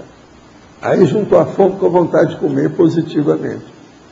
Então a intenção dela é cosmoética, ela já entende isso. Então aí, é lógico que vai acontecer o salto positivo na ficha evolutiva. É uma consequência. É a consequência natural, é o fruto que a pessoa, do esforço dela. E eu fico pensando nisso em relação a essa libertação do clã. Pois é, libertação do clã. Você tem que sair sem deixar rabo, sem deixar rastro negativo. Sair sem desfalcar a família, sem nada. Sair numa boa. O ideal é quando você sai e ninguém sente que você saiu. Estou falando assim do ponto de vista funcional, da própria existência. Porque muita gente vai sentir sua falta, tem saudade, isso é bobagem. Tá. Eu estou falando do ponto de vista de função, a fisiologia existencial, a função da própria vida. Você saiu e não deu baque, não houve terremoto. Você está entendendo? Nada. Então isso é muito importante. Você não causou marola na sua saída. Então, você saiu planificando, planejando tudo adredemente, com calma, antecipadamente, examinou tudo. Tudo saiu bem. E aí, no caso, por exemplo, eu saí da minha família e depois de alguns anos, eles foram agravando vários problemas pessoais, né? E não via que eu tinha alguma função ali dentro do grupo, mas quando eu saí, eu vi que meu temperamento, a minha presença, ela tinha um impacto naquele grupo, né? Mas eu vejo assim, eles hoje têm uma dificuldade, cada um deles lá, apresentam processos mais de assedialidade, você já acompanhou alguma questão nisso, né? E aí, no caso, seria o ponto de não ter saído ou não? Está fazendo esse movimento que eu estou fazendo hoje. Você está fazendo uma série de trabalho, você é muito ativa, você é de alto nível de dinâmica. Você pode fazer as coisas todas suas e ajudar o povo lá do mesmo jeito. Entende? Às vezes é necessário. Agora, você mudou sua sede, seu trabalho, você centralizou, você está entendendo, o seu serviço. Você tem que cuidar da sua vida, cada um tem seu destino. Ninguém cria consciência. Ninguém gera consciência. A gestação é só do corpo. Então todo mundo tem que se libertar da família mesmo, isso é normal. Tem que ser, faz parte. Nenhum filho casa com a mãe. Nenhuma filha casa com o pai. Muito embora, quando crianças, os meninos falam isso, né? Eu quero casar com o papai, não sei o que é. Ele não sabe nada o que é que tem. Então, há um processo aí de gestação muito sério, do ponto de vista consciencial. A gente tem que ver o que a gente veio fazer na vida, que é a programação existencial. Isso tem a ver com o autodiscernimento, né? Fazer esse balanço bem feito, né? Agora, o ideal seria que toda família tivesse um intermissivista para dar o exemplo. Muitos de vocês estão fazendo, exercendo essa função, que não é fácil. Isso exige muito da pessoa. Você queria falar? Eu ia perguntar o seguinte: como conciliar, ajudar todo mundo com escrever, que seria o que o senhor falou numa tertúlia anterior do egoísmo altruísta? Porque eu sinto que quando eu fico muito assistencial, não sou tão assistencial, mas quando eu fico mais assistencial, as coisas me demandam. Então, tipo, eu vou para o trabalho e tudo me demanda, não consigo mais sair dali, todo mundo pede ajuda. Eu sinto, daí eu venho voluntariar e eu não consigo sair, e fico presa ali, mas daí como é que eu escrevo? Muito bom. Primeira coisa, pensa até 10 para qualquer resolução. Fica mais calada, escuta mais e fale menos. Começa por aí, essa aqui é a técnica. Você vai longe. Isso mostra que as suas energias são boas. E realmente ela começou a mexer, ela dispara. Isso aí é uma fera. De modo que isso é ótimo, é positivo, pensa nisso. Mas se continuar assim, eu não vou conseguir escrever meu livro, entende? Eu já... que é isso? Não dá desculpa não, senão a Trindade vai fazer piada. Porque as coisas demandam, assim, energia e ações, sabe? Fica difícil. Nós confiamos em você. Conciliar. Nós, a turma aqui e seus familiares. Mas tem que dizer não de vez em quando. Não. Pois é. Vamos dar um prazo para ela até 2011. É muito pouco. É muito tempo. 2011. 2015, professor Damon. Escuta, coloca no laptop. Tá. Vamos nessa.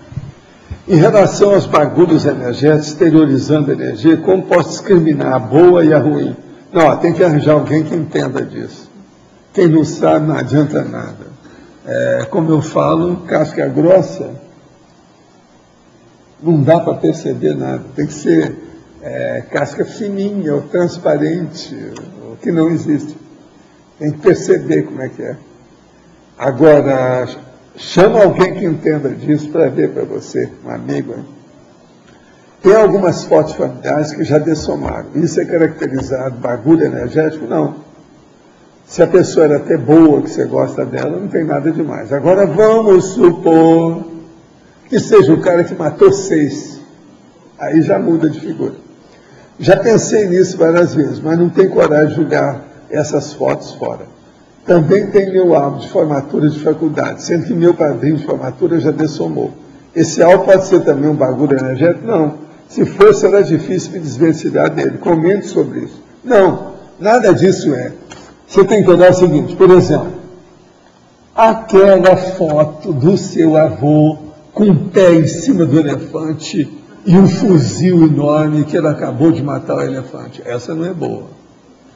Aquela outra do cara que está todo fardado, cheio de troços, que teve na Segunda Guerra e ganhou até medalha, não sei o quê. Esse aí já começa a ficar difícil. Ou se não, aquele outro que o cara está dentro de um blindado e tirou fotografia, tirou o cap, mostrou. Então, as coisas assim que a gente tem que ver, né? De modo que o resto não, é tudo pacífico, não tem nada. Já pensou na escola, formatura, aquele negócio, ter o cabelo, aquele negócio caindo e tal, isso faz parte do serviço. Eu mesmo tenho foto desse jeito, tudo. Isso faz parte, é positivo. O negócio, a pessoa sabe o que não é positivo. Ela sabe. E outra coisa, tem gente que olha a foto aí, não quer nem passa depressa o álbum. É isso, fica da cara da pessoa. Quando o soma é mais resistente devido à combinação das genéticas familiares e paragenética, é um sinal de que tenha dominado as patologias familiares, pelo menos nessa existência? Não herdou nenhuma doença do grupo familiar? Olha, pode ser até macrosoma, né? Tudo é possível. Tem que estudar. Por que os objetos absorvem energia negativa ou positiva, uma vez que são corpos mortos? A energia, ela adere a qualquer coisa que tem, até o ar. Tem lugar que a energia grande tanto está no ar, você sente o processo ali. Então, essas coisas existem. Preciso de você estudar mais o que é o processo da bioenergética e as coisas todas da energia. Qual argumento para tares de parentes do grupo familiar quando aos percalços das religiões, no caso do intermissivista, que conscientemente saiu das crenças e das crendices pelas evidências claras das incoerências, dos altos enganos, da religiosidade, que tem uma visão lúcida dos devaneios fantasiosos do milagre e da muleta de esperar eternamente que a solução dos problemas venha da fé, ao invés do alto esforço, da autopesquisa e da autoconsciencialidade pró-evolutiva. Olha, o melhor que você faz é dar um exemplo para tudo. Se a pessoa é muito fanática, não adianta estar batendo em ferro frio, você não vai conseguir nada. Agora, dá um exemplo. Mostra as vantagens da pessoa acertar. Isso às vezes ajuda. E mostrar o que é a lavagem cerebral da religião. Isso às vezes ajuda. No cotidiano, tem encontrado pessoas que fazem ruindade em atitudes para prejudicar outras pessoas. Isso me deixa muito mal. Fico com sentimento de raiva. Sei que isso é ruim, você está entrando na onda do povo. Como evitar esse sentimento? Me sinto compactuando até meio de falcatrua, porque não posso falar, minha condição é subalterna. Se os afins se atraem, por que estou atraindo essas pessoas? Primeira coisa é o seguinte: dê exemplo na hora, fora daquele ambiente, numa hora necessária. Mostre maturidade para esse povo. Eles vão te respeitar mais. Aí você vai poder conviver melhor com eles. Se uma pessoa mostra um exemplo positivo, sadio, numa hora tranquila, todo mundo vai respeitar a opinião dela. Um acerto, não adianta as pessoas torcer que a pessoa errou, porque se ela acertou, ela acertou. Contra fato, não adianta brigar. Então é muito importante o exemplo. O exemplo arrasta. Tem um familiar em acompanhamento psiquiátrico devido à depressão. Ele teve boa melhora com medicação, pois na época tinha alucinações visuais e auditivas. Entendo que ele possui um parapsiquismo desde a infância, mas ainda está perdido, pois não consegue emprego e tem dificuldade de relacionamento devido à timidez. Como posso auxiliá-lo, pois sinto presente de assédio ainda muito forte com ele? Exterioriza energia o tempo todo. Use o estado vibracional antes, durante e depois de encontrar com ele. Você sempre vai ajudar. Meu marido e eu queremos adotar uma criança, um bebê, mas eu particularmente tenho medo. Talvez seja uma criança revoltada por não saber como foi sua gestação. Enfim, de qualquer maneira, essa criança seria nossa. Se você vai adotar, acabou. Você vai ser a mãe dela. Aceita isso em paz, um pensamento positivo, que você vai ajudar a criança. E a criança vai ser boa para você. Se o seu marido quer a criança, é bom você adotar. Isso é a minha opinião no caso, em tese. Se ele quer, isso vai ser bom, porque vai criar um ambiente favorável na sua casa. Agora, veja, a criança, bebê é fácil, você está começando, vocês podem encaminhar, pode educar, dar um encaminhamento, isso é o máximo. Vale a pena fazer o acolhimento dessa criança, se ela é assim, tipo, bebê recém-nascido, vale a pena. Professor Valdo. Sim. Aqui no ar. Em binomiologia, na página 64, o segundo binômio trata ali da admiração e discordância, né? O senhor coloca ali o ato de trabalhar em paralelo e criar contradições evolutivas ao mesmo tempo. Eu gostaria que o senhor explicasse melhor essas contradições evolutivas. O binômio coexistencial, admiração e discordância. Quer dizer, você admira da pessoa, mas discorda de uma série de processos dela. Praticamente nós somos assim, com muito mais de 50% das pessoas que nós convivemos. Esse binômio, admiração e discordância, ele, se você generalizar, o Antônio está aí, mas pelo IBGE dele deve ser mais de 51%.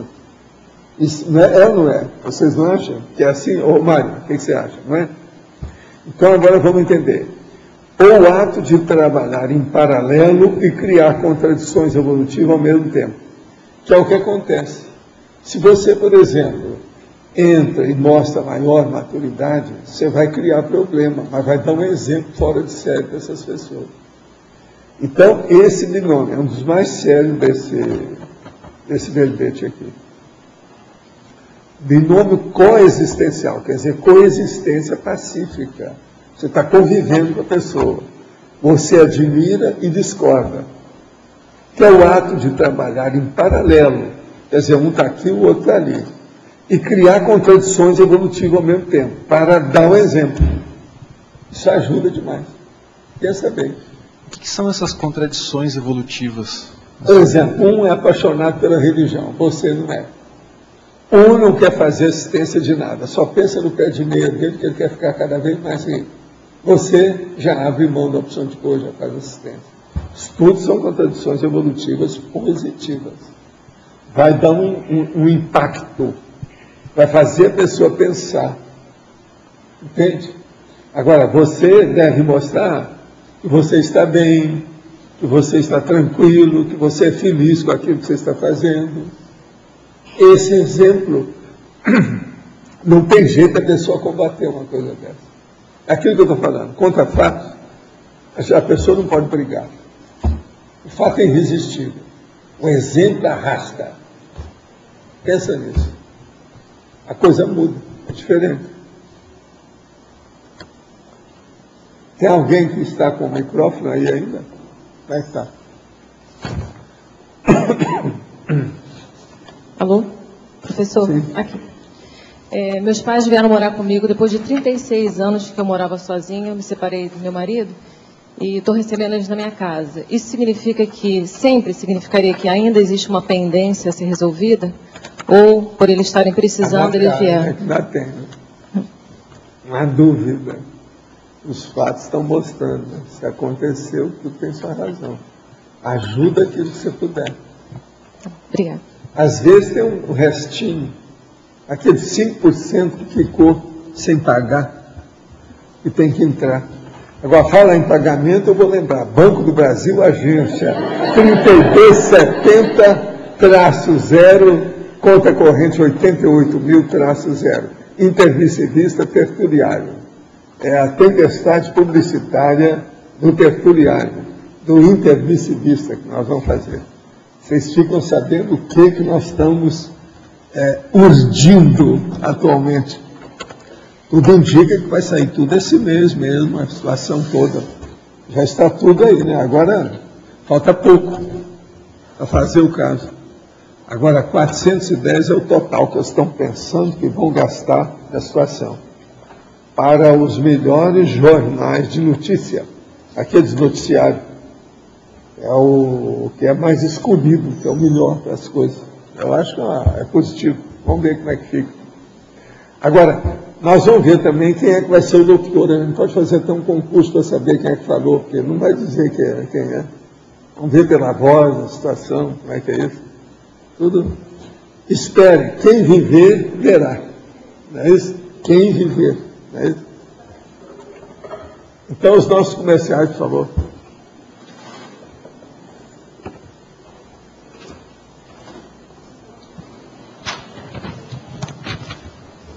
Obrigada. As pontuações da tertúlia de hoje foram 103 assinaturas no livro de presença, 20 perguntas presenciais, 26 perguntas respondidas online, 33 votos presenciais, 10 votos online.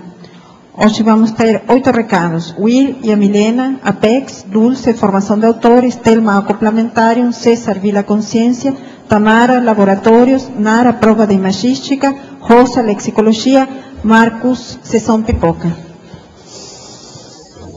O pessoal de São Paulo terá a oportunidade de fazer o curso com o professor Hernande Leite sobre inteligência financeira e Proexis. Um dos tópicos que ele vai tratar no curso é cultura financeira básica, interassistencialidade de finanças, inteligência financeira para Proexis, autodiagnóstico e autoprescrição financeira. Então, quem tiver interesse lá, o pessoal de São Paulo, pode entrar em contato pelo telefone DDD 11 26770399. 011, né? 26770399. O curso acontecerá no dia 27 e 28 de março. Obrigada. Gostaria de também, em nome da Apex, estar convidando para a conferência online. Essa conferência ocorre hoje, às 15h30. Vai ser com o professor Laene Loche. O tema é TENEPS e PROEX. Ele vai estar falando sobre relações entre TENEPS e PROEX, a vida do proexista monopolizada pela TENEPS e TENEPS-centrismo. Então estão todos convidados, uma atividade gratuita, é no site da Apex, que é www.apexinternacional.org, hoje às 15h30. Obrigado. Pessoal, boa tarde, em especial os teletertulianos. O meu convite é para o curso de formação de autores, a 6ª turma que se inicia agora no final de março. Se você quer iniciar seus trabalhos, criar uma rotina útil da escrita, se organizar melhor e ter um pouco de teoria e da experiência de quem já escreveu um livro, a gente convida para esse curso. Ele é uma parceria do CAEC, da Unescom. Quem quiser mais informações, procure, por favor, um dos autores da Conscienciologia ou a própria recepção do CAEC. Obrigada e fica então o convite. Boa tarde, o SEC convida a todos a participarem do próximo acoplamentário, que acontece nos dias 19 a 21, agora de março, com a temática para direito. Então, vai um convite especial a todos aqueles que se interessam pela temática para direito, ou trabalham, ou estudam um tema. E os EPICOM serão a professora Cristina Aracaki e o professor Félix Wong. O acoplamentário é um curso sem pré-requisitos, aberto aqui no CAEC, e aqueles que tiverem interesse é só ligar para a recepção do CAEC no 45-3525-2652. Obrigada. Boa tarde, pessoal. Em nome da IEC, nós gostaríamos de convidar a todos para a grande noite cultural de confraternização da CCCI, que está sendo realizada em parceria com a Associação Beneficente da Cognópolis, e também em comemoração à entrega oficial do condomínio residencial Vila Consciência Asa Norte. Esse evento será realizado no dia 17 de abril, um sábado, a partir das 7 horas da noite, no Hotel Mercury, que é o Hotel Internacional Foz, ali no centro da cidade. Nós vamos ter um show nacional com o comediante Geraldo Magela. Quem quiser maiores informações, é só entrar no site ceguinho.com.br. Vai ser também incluído um jantar, buffet livre no hotel e depois música ao vivo. É uma grande noite, uma oportunidade de confraternização, estão todos convidados, e vale lembrar que de ontem para hoje a gente já vendeu mais de 30 ingressos. São apenas 250 convites. A gente gostaria de pedir para as pessoas que têm interesse adquirirem logo na recepção do CAEC, ou no discernimento, na gerência, ou também na IEC. O valor para o single é R$ 70, o duplo é R$ 120, não precisa ser necessariamente casal, pode ser 2 amigos, 2 amigas, entram 2 pessoas com esse convite, ok? Dia 17 de abril, sábado, a partir das 7 horas da noite, Hotel Internacional. Obrigado. Boa tarde. Nós precisamos de voluntários para os laboratórios do CAEC que se disponham, que possam atender ou segunda de manhã, ou segunda de tarde, ou então quinta de tarde. Tá? Então, quem tiver disponibilidade pode conversar comigo agora ao término da tertúlia, ou então procurar a nossa equipe, que está sempre lá na sala de atendimento dos laboratórios, nos horários de atendimento. Obrigada. Boa tarde a todos.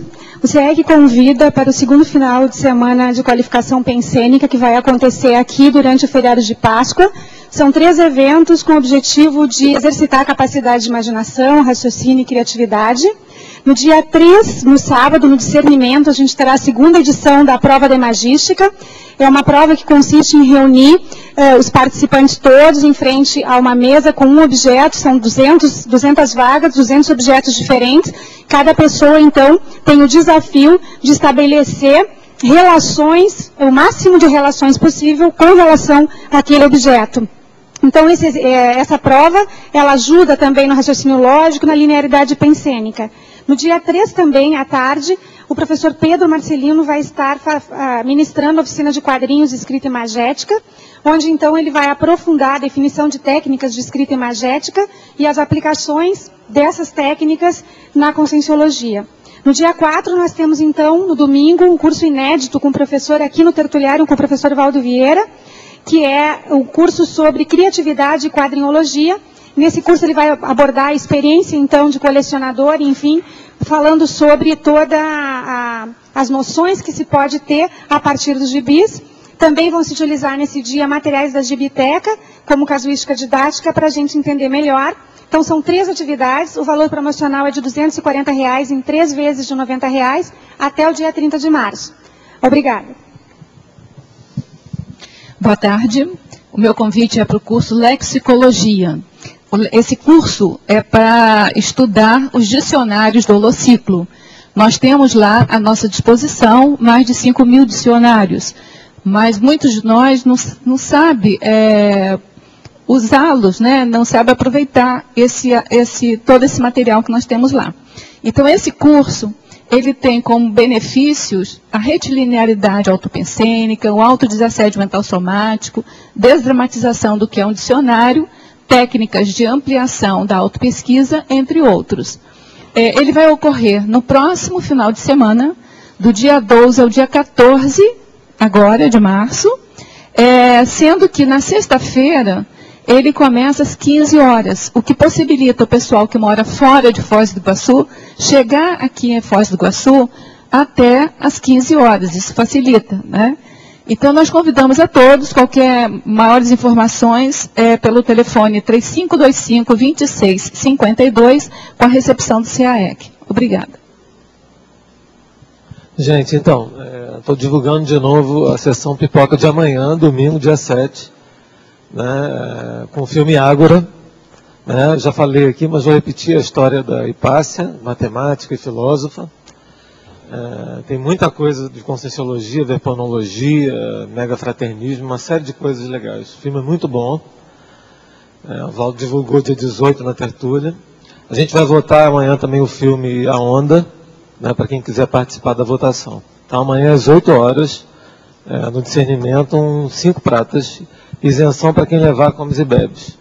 E vou falar mais uma coisinha pessoal aqui. Quem quiser comemorar o aniversário hoje comigo, às 9 horas no Café Sorro Lounge. Tá? E quem não puder ir, amanhã no Sessão Pipoca a gente dá um abraço. Obrigado. O verbete vencedor para amanhã foi Amizade Raríssima, a especialidade Conviviologia. Obrigada e boa tarde a todos.